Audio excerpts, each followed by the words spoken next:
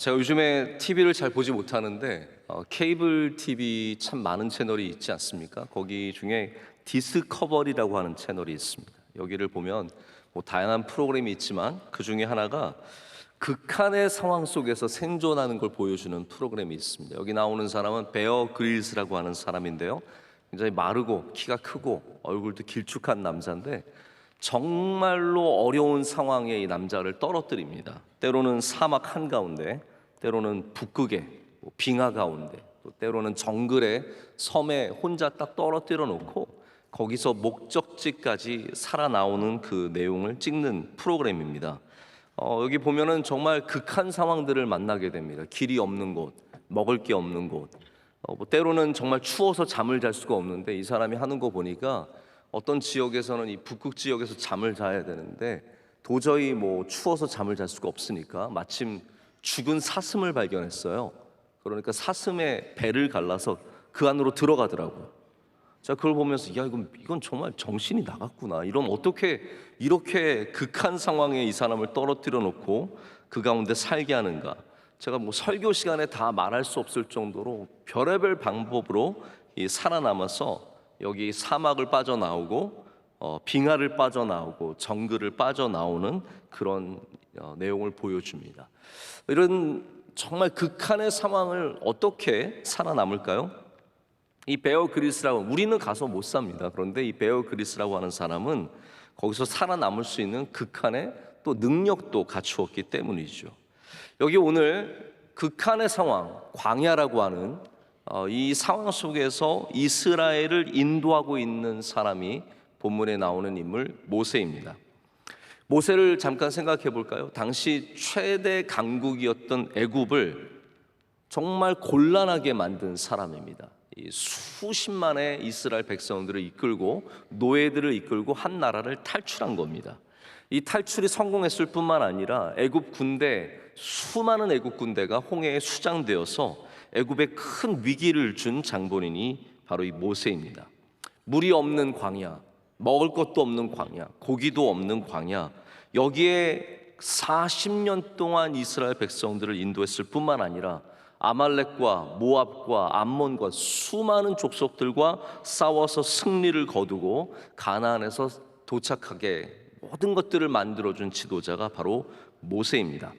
근데 모세는 많은 지도의 이 지도력에 도전을 받기도 했습니다. 수많은 족속의 지파들 속에서 리더들이 모세의 권위에 도전했을 뿐만 아니라 그의 형제요 누인 아론과 미리암이 그를 비방하고 도전했습니다. 더 나아가서는 백성들의 수많은 불평과 또 많은 호소들을 들어야 했던, 감수해야만 했던 굉장히 어려운 일들을 맡았습니다. 또 그런데 영광의 자리도 있었습니다. 하나님께서 말씀을 주셨기 때문에 말씀을 받았을 뿐만 아니라 성전의 나중에 기초가 되는 회막을 세우기도 했습니다. 하나님의 나라의 백성들이 어떻게 살아야 하는지 그 기준들을 제시하는 가장 중요한 일을 감당했습니다. 이런 가운데 모세를 향한 칭찬을 우리 민수기에서 발견합니다. 이 모세의 온유함이 이 지상에 있는 모든 사람들보다 더하였다라고 하고 있습니다. 할렐루야. 그 가운데도 온유함을 갖고 온유함을 지키고 하나님의 말씀대로 지도했던 사람이 바로 모세입니다. 그런 모세를 우리가 표현할 수 있는 많은 방법들이 있겠지만 오늘 제목으로 삼은 극한의 믿음, 이 극한의 상황 속에서 살아남고 하나님께 영광을 올려드리는 극한의 믿음의 사람이라는 것이 바로 모세를 설명하는 좋은 표현인 것 같습니다.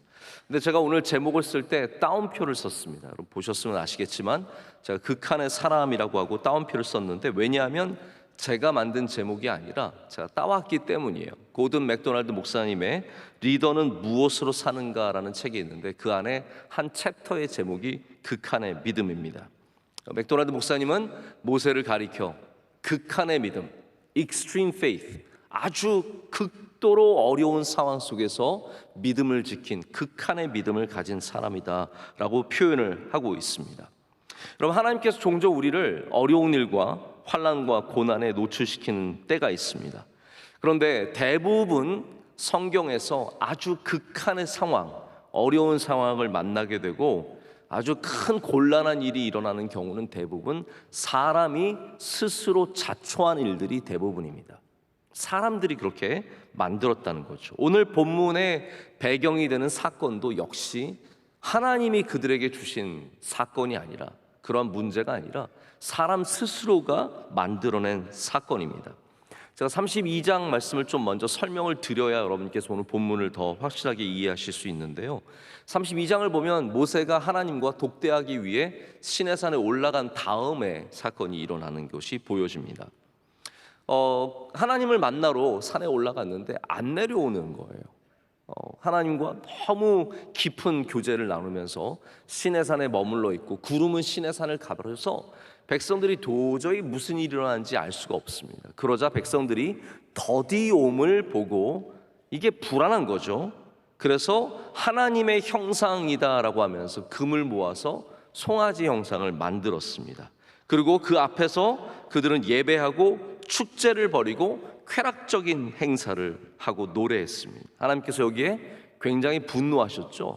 그래서 모세와 얘기하시다가, 야, 밑에 난리 났다, 밑에 지금 금송아지 만들고 거기다 절하고 지금 난리 났으니까 빨리 내려가 봐라 라고 해서 모세가 내려오게 되면서 이 광경을 보고 기가 막힌 거예요. 이 형 아론이, 자기는 형이 있으면, 대제사장이 있으면 아무 문제 없을 거라고 생각을 했는데, 이 형 아론이 있음에도 불구하고 이런 일이 벌어지고 있는 거죠. 그래서 모세가 너무 기가 막혀서 하나님이 주신 그 말씀의 판을 그냥 깨버립니다. 뭐 여러 가지 이유가 있겠죠. 말씀판을 깨어버린 여러 가지 이유가 있겠지만, 이제 그 언약 자체가 아무 의미가 없기 때문에, 이제는 멸망을 받을 수밖에 없기 때문에 너무 기가 막혀서 그 약속판을 깨버립니다. 여러분, 광야가 어떤 곳입니까? 우리 모두가 이렇게 극한 상황으로 몰릴 수 있는 곳이 광야가 아니겠습니까? 광야는 이미 극한의 장소입니다.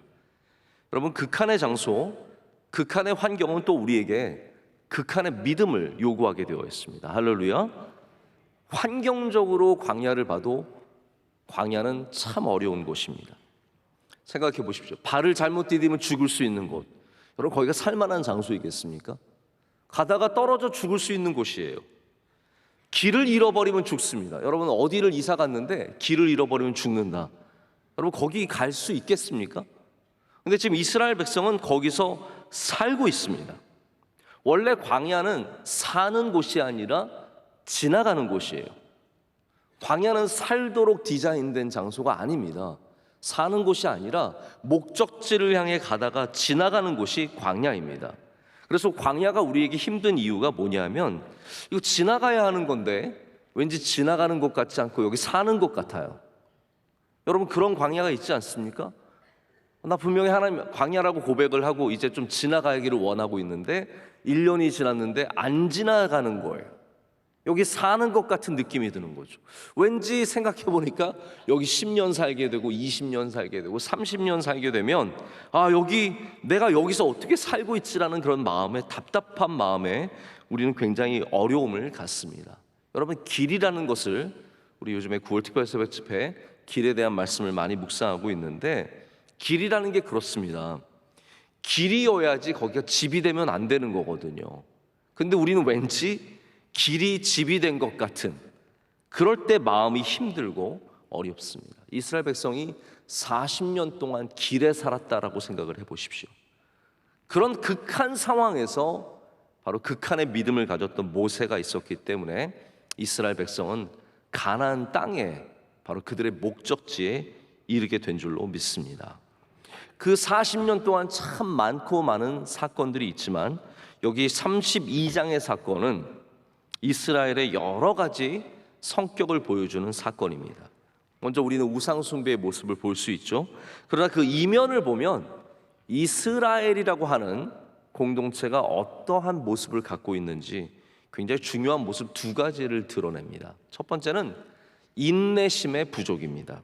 자, 우리가 하나님 앞에 죄를 지을 때, 하나님 앞에 잘못된 모습을 가질 때, 단순히 뭐 유혹이다, 잘못된 일을 했다, 그 전에 내 안에 어떠한 것이 그 길을 걷게 했는지를 복기해 볼 줄 알아야 합니다. 자, 여기 32장의 사건은 그냥 금송아지에게 절했다의 문제만이 아니라는 거죠.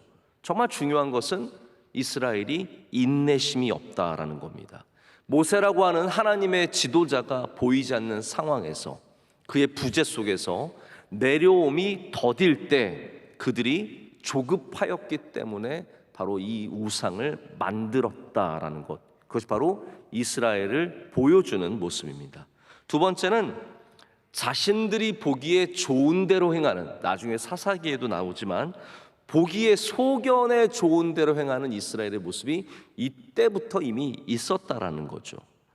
우리 금송아지라고 하면 대단한 우상인 줄 아는데요, 사실 우리가 생각하는 바알과 같은 우상은 아닙니다. 금송아지는 사실은 하나님을 생각하면서 만든 게 금송아지예요. 그래서 아론이 이 금송아지를 만들었을 때 뭐라고 말하냐면, 이스라엘아, 이는 이 금송아지예요. 너희를 애굽 땅에서 인도하여 낸 너희의 신이로다 라고 말합니다. 그러니까 하나님이라고 생각하고 만든 게 금송아지예요. 그리고 심지어는 여호와의 절일, 여호와의 기념일에 이 금송아지한테 춤추며 노래하며 제사를 지냅니다. 그러니까 여호와를 섬긴다고 한 거예요. 그런데 이 모습이 왜 잘못되었습니까? 그들의 보기에 좋은 대로 했기 때문입니다. 하나님께서는 이러한 예배를 기뻐 받으시지 않으시는 거죠. 이게 바로 이스라엘이 32장에 보여주는 정말 근본적인 문제의 핵심입니다. 조급했고 보기 좋은 대로, 그냥 좋은 대로 했다라는 것입니다.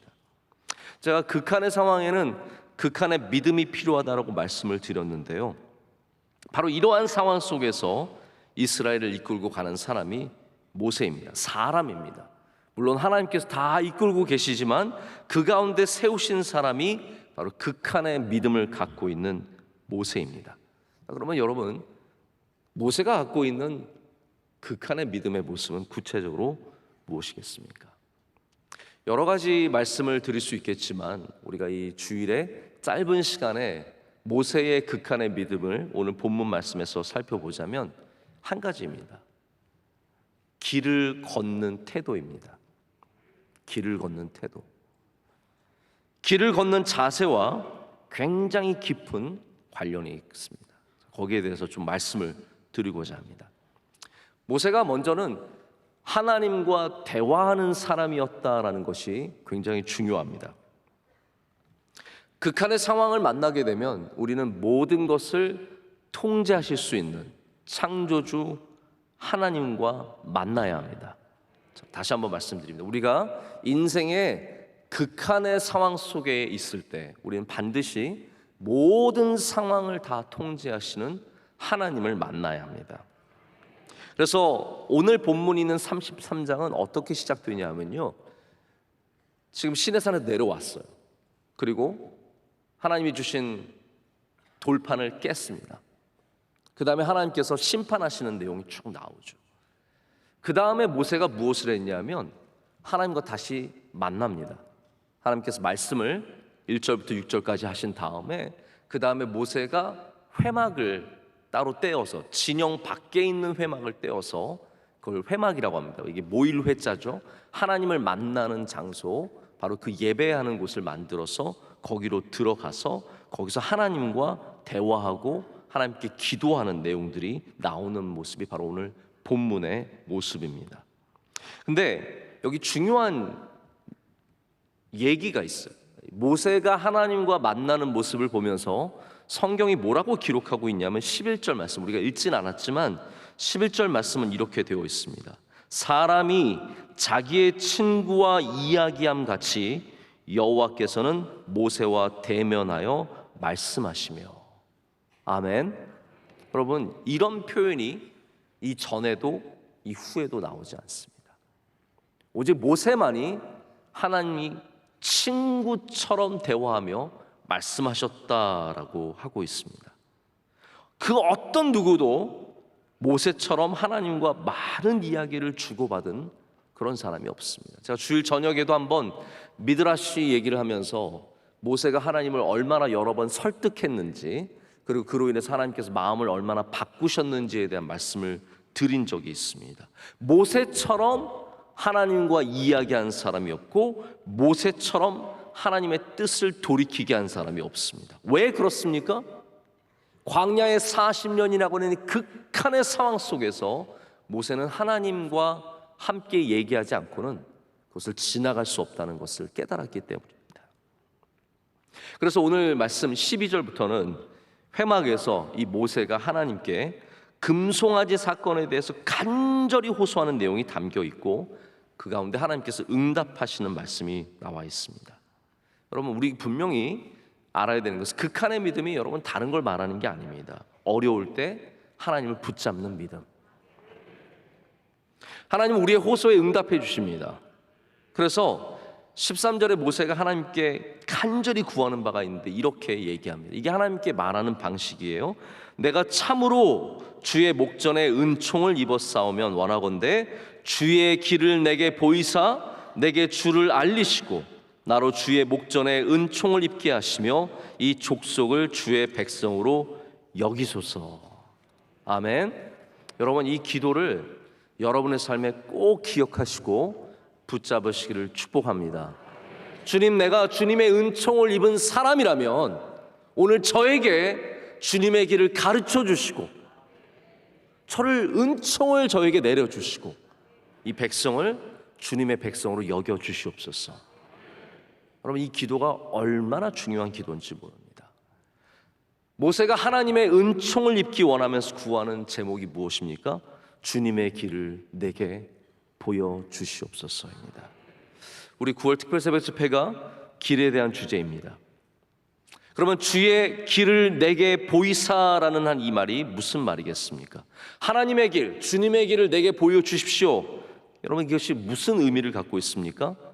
하나님의 뜻을 저에게 알려주십시오.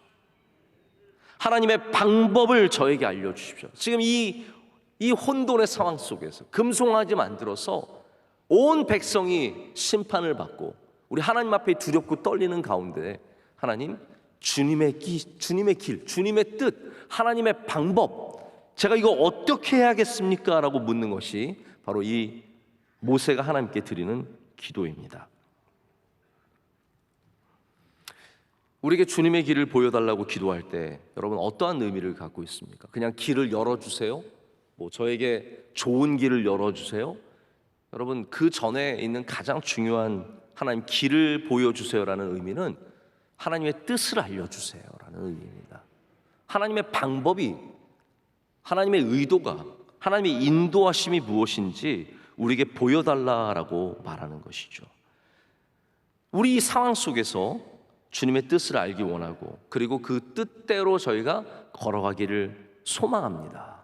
이게 지금 모세가 주님께 드리는 기도입니다. 이 광야, 아까 말씀드렸죠, 극한의 상황입니다. 길을 잘못 들면 죽을 수 있는 곳이 광야이기 때문에 여기 자칫 잘못하면 죽어버릴 수 있는, 모두가 멸망할 수밖에 없는 이곳에서 이 세상, 여러분들이 살아가는, 우리가 살아가는 이 세상에서 우리가 어떠한 길을 하나님께 구해야겠습니까?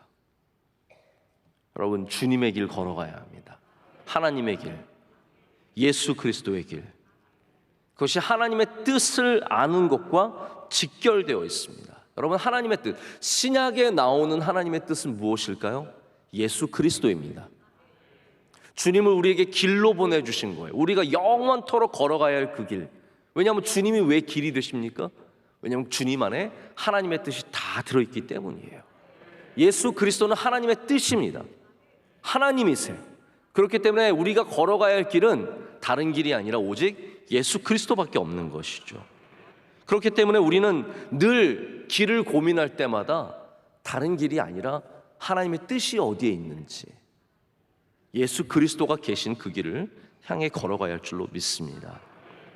여러분, 극한의 믿음이라는 것이 무엇이겠습니까? 추운 벌판에서 사슴의 내장을 꺼내고 내장, 그 따뜻한 온기가 남아있는 내장을 끌어안고 자야만, 그게 극한의 믿음이 아니라는 거죠.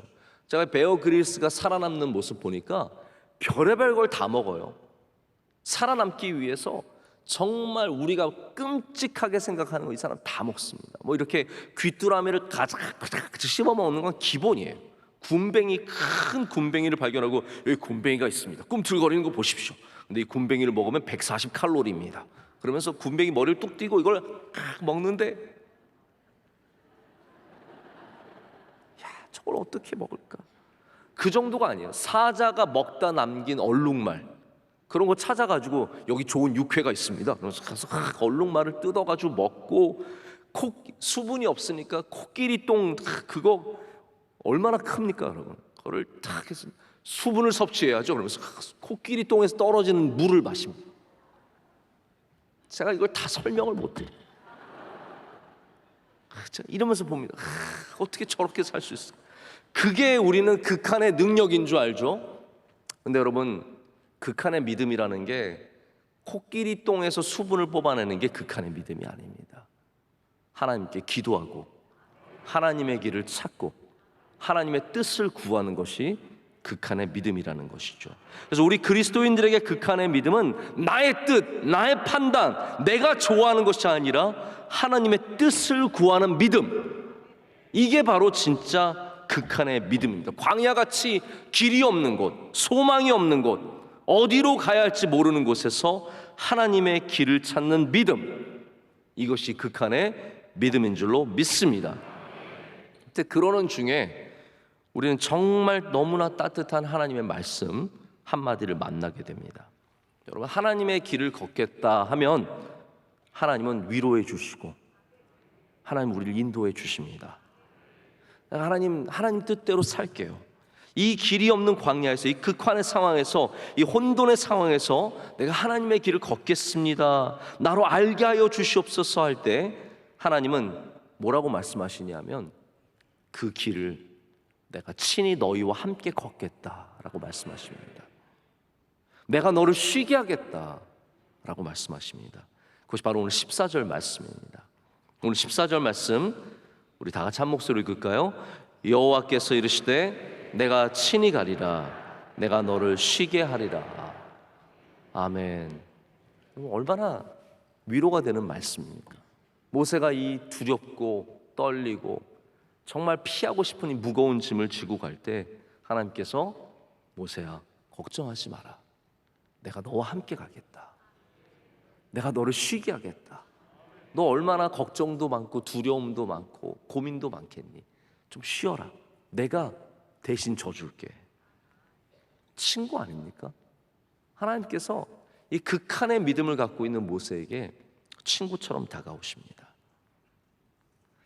자, 근데 이게 어떤 상황인지 제가 좀 설명을 드릴게요. 우리 조금만 더 전으로 들어가면 왜 하나님께서 이렇게 말씀하신지 또 분명하게 이해를 할 수 있습니다.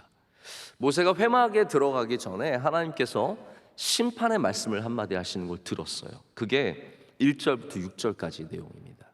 근데 그 중에 하나님께서 특별히 꼭 집어서 하신 말씀이 있는데 3절이에요. 3절을 보면 하나님께서 이 금송아지를 만든 이스라엘을 어떻게 대하시는지가 나옵니다. 여기 이렇게 되어 있습니다. 너희를 젖과 꿀이 흐르는 땅에 이르게 하려니와, 자 보십시오, 이르게 하시겠대요.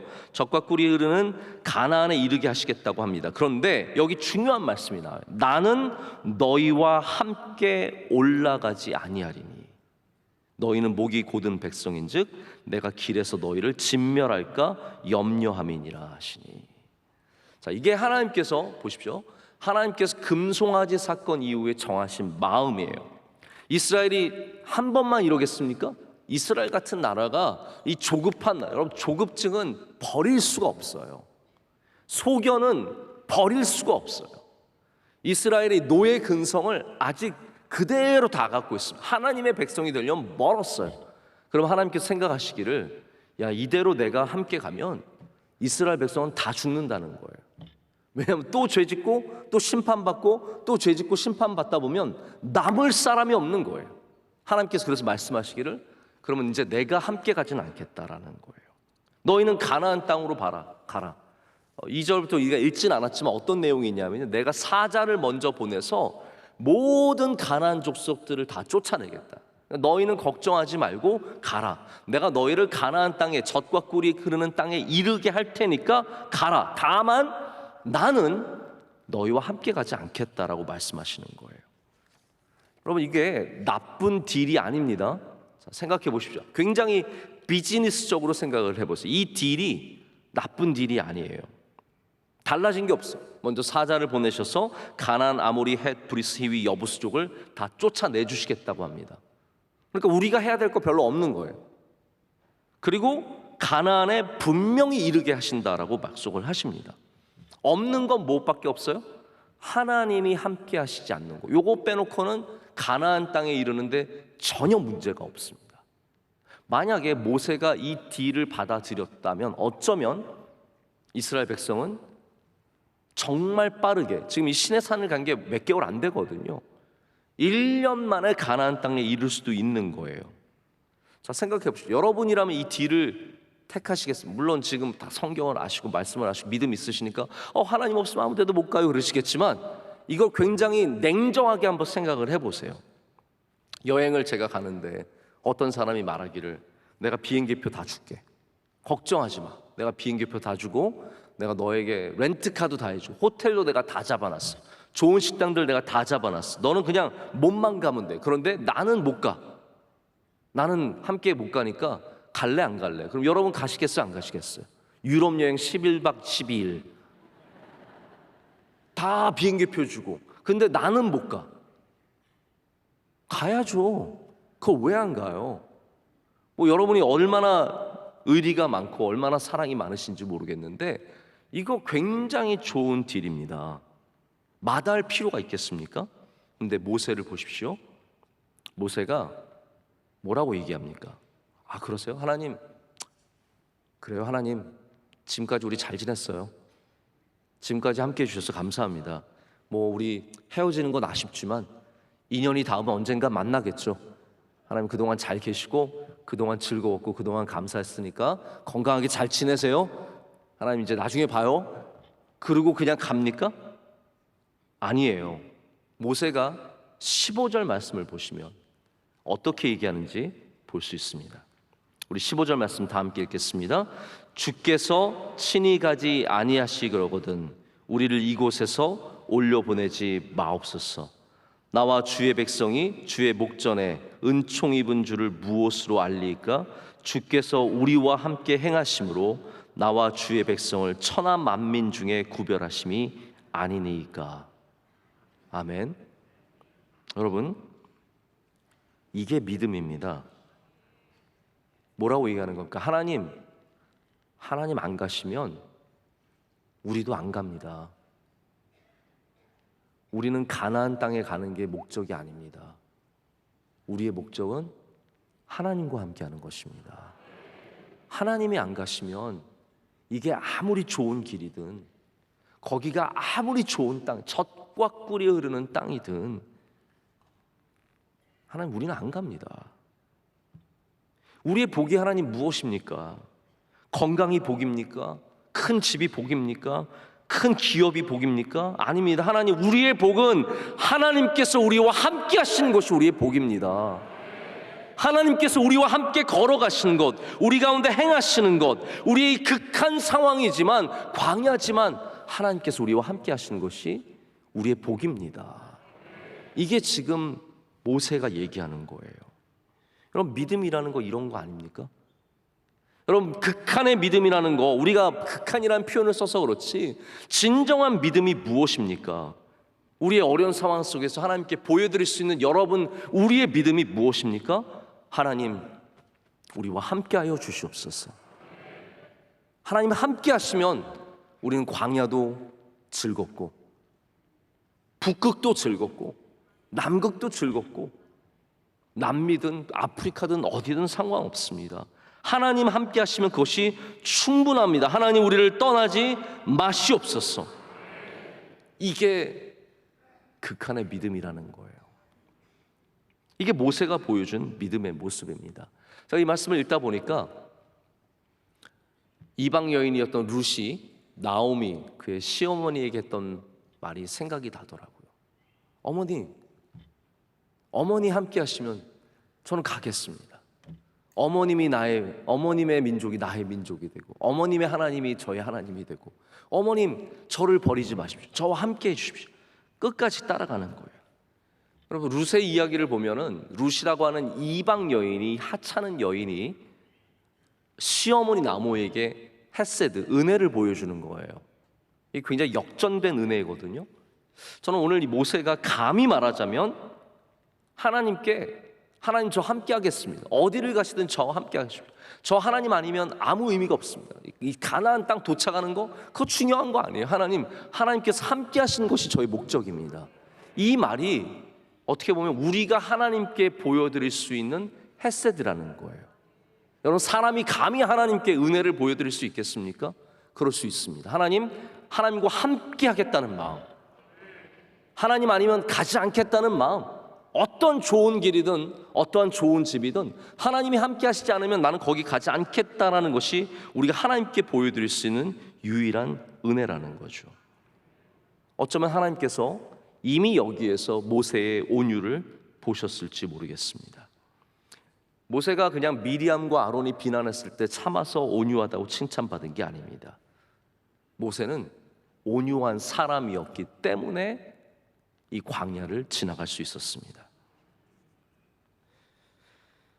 그럼 우리가 걸어가야 하는 광야의 길은 어떠한 길입니까? 적이 없는 길, 그냥 만나가 풍성한 길, 도착하기만 하면 되는 길입니까? 여러분의 길이라는 게 그런 길이냐라는 거예요. 도착만 하면 됩니다. 하나님, 어쨌든 도착만 할게요. 이 길에 만나만 많으면 좋습니다. 많이만 먹여주십시오. 적들만 없으면 됩니다.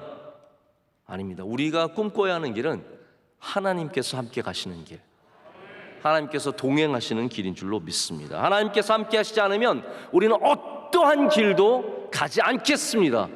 이 고백이 있어야 된다는 것이죠. 말씀을 맺겠습니다. 제가 구약 신학을 좀 여러 신학자들의 신학을 공부를 하면서 구약 신학에 대한 여러 관점들을 볼 수 있었습니다. 언약 신학, 우리가 아는 청교도 언약 신학이 있습니다. 여러 가지 신학들이 있는데 제가 근래에 가장 가슴에 와닿는 구약 신학은 뭐냐면 임마누엘의 신학입니다. 임마누엘. 그러니까 이분이 주장하는 것은 이분뿐만 아니라 임마누엘의 신학자들이 주장하는 것은 성경의 복음 전체, 구약이든 신약이든 이 모든 곳에 하나님의 함께하심이 주제다라는 것을 이분은 얘기를 합니다. 하나님의 함께하심. 그러니까 하나님 없이 가는 것은 복이 아니라는 거예요. 모세가 믿었던 믿음은 무엇이냐면 가나안 땅에 도착하는 이 길 하나님 열어주세요가 아니라 하나님께서 함께 하시면 가고 함께 하시지 않으면 저는 안 가겠습니다. 하나님이 동행하시는 길이 진짜 복이라는 겁니다. 임마누엘, God with us, 우리와 함께 하신 하나님, 우리에게 보내신 예수 그리스도, 할렐루야. 그 예수 그리스도께서 우리와 함께 하시는 것이 우리에게 가장 큰 복이라는 것이죠. 모세가 구했던 그 길, 바로 오늘 우리가 다시 돌아봐야 하는 우리의 길의 모습이며 우리가 걸어가야 하는 길의 모습인 줄로 믿습니다. 9월 특별새벽 집회를 통해서 길의 은혜를 많이 받으신 여러분, 우리는 오늘 극한의 믿음으로 나아가기를 원합니다. 이 광야 같은 세상 속에서 우리가 하나님께 드릴 수 있는 고백은 하나님 함께 하시지 않으면 우리도 가지 않겠습니다. 그 믿음으로 살아가시기를 축복합니다. 함께 기도하시겠습니다. 하나님 감사합니다. 오늘 우리를 주님 가까이 불러주시고 함께 하심의 은혜를 주시니 감사합니다. 하나님, 세상 천금 만금이 주어져도, 세상의 모든 적이 사라져도, 세상의 모든 좋은 것을 주셔도 우리는 주님께서 함께 하시지 않으시면 가지 않겠습니다. 그것이 우리의 고백입니다. 하나님, 우리와 영원토록 동행하여 주시며 우리 가운데 행하여 주시옵소서. 예수님의 이름으로 기도드립니다. 아멘.